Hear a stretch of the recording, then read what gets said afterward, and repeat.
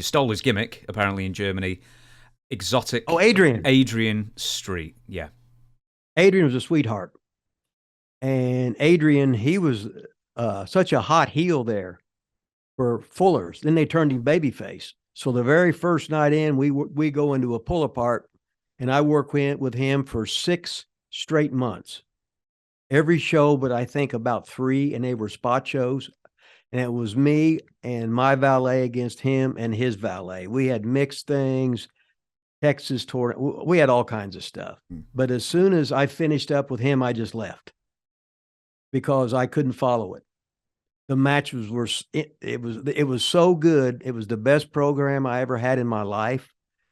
Fuller would let me. He had asked me for some ideas, and he'd say, "No, we did this 7 years ago with this guy. He did this so many years, whatever this and that. So let's change, but let's change the order into this, then lead into this because last time we did this, so let's show them different." And okay, but Ron, he'd let me lay it out. That then he would change it.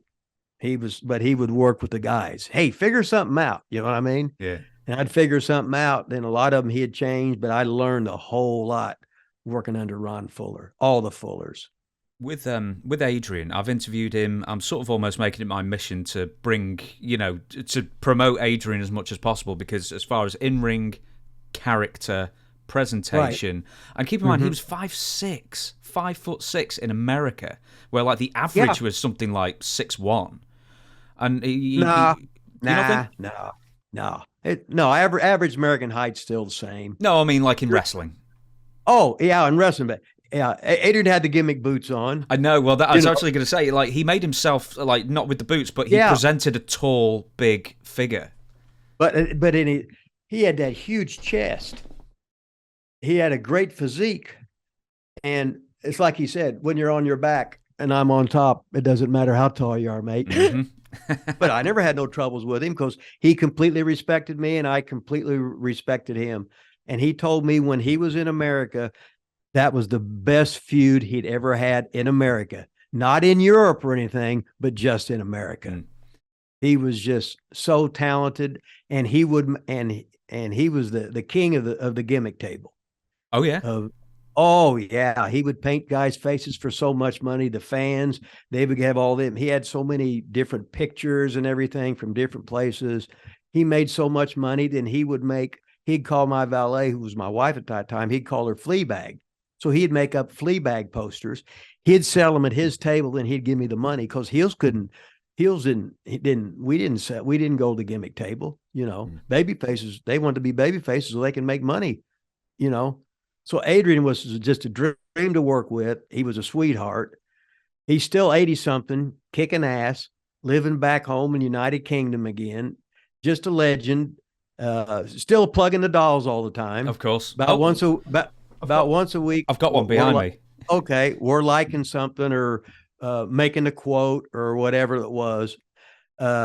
Just a great guy, and he did get the hell out of those mines, and he made a good living. Yeah. Good. So God bless him, and good for him. Yeah. Who was tougher, him or Miss Linda? Well, Adrian always told me Miss Linda was. And when Adrian was a heel, he'd tell me the stories about them jumping on him and him trying to get them off of him. He said to the fans, he said, "You don't have to worry about me. You need to worry about her." So I was double scared against Linda. He could have been ribbing me, but I was scared. Yeah, I've heard stories about, obviously, it's more prevalent that fans would try and run into the ring, and she was like the greatest barrier. Like, she would just happily take fans down and knock them out and stuff. Oh, yeah. Uh-huh. Yeah. So, them was good. Working with Adrian Street they were some great times. Yeah. I've got the doll, the Adrian Street doll right here. Oh, okay. Beautiful. Yeah, and I think he signed it. What did he? Oh, it's autographed. They don't get any better than that. There you go. Adrian was always the first one there in any town to be in the first slot. The first person you saw as a fan was you're going to buy from Adrian. And if you only had $10, you give that 10 to Adrian. Everybody else was shit out of luck, but he was going to be first one there anyway. It didn't matter. I never asked you this. Did you ever buy trunks off him or any wrestling gear? No. When I first started, you had all the Carl and Hildegard shit. The K&H was what it was. And then I started and then my wife made the pink trunks, made all my robes and shit. And then I started could get the bicycle pants that were pink. And so I just you could just get them for $10 years ago, whatever, and they'd basically last a lifetime.